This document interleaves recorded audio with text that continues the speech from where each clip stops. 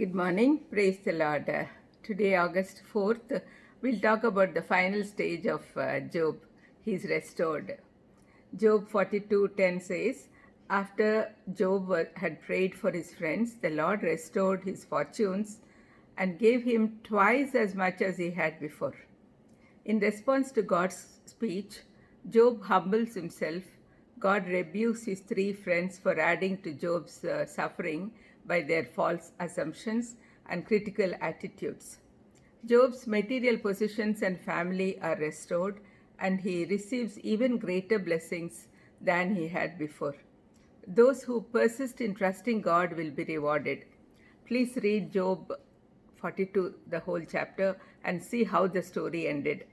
In 42, 7 and 8, the verses made it clear that Job's friends were wrong. Actually, God made it very clear. The fact that God did not mention any specific sin shows that God confirmed Job's claim to have led a devout and obedient life. Job's friends had made the error of assuming that Job's suffering was caused by some great sin. They were judging Job without knowing what God was doing.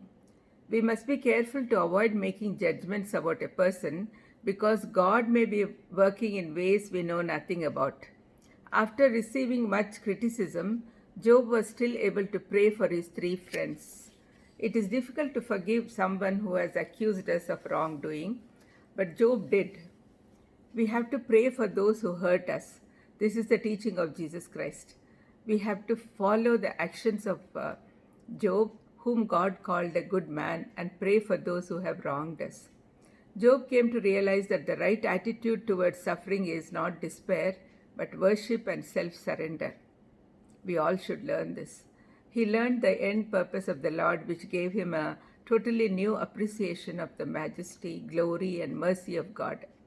When overwhelmed by the revelation of the Lord, he exclaimed, I know that you can do all things. No purpose of yours can be thwarted. We see this in the second verse. Here he says, I know, in the second verse.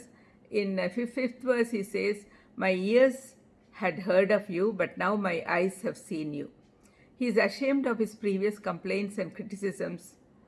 Despite his grievous sufferings, he recognizes that he had no cause for doubting or accusing God and repents before him. He not only has now has a new concept of the Lord, but also of himself. Through his experiences, he understands something of the exceeding sinfulness of sin. His self-image underwent a complete transformation, and his attitude towards his friends also changed. He didn't have bitterness and anger, but rather love and grace. He even prayed for them. It was when he prayed for these friends that his own situation changed. He started as a priest praying for his children. We see this in the first chapter 5, and now ended as one praying for his friends.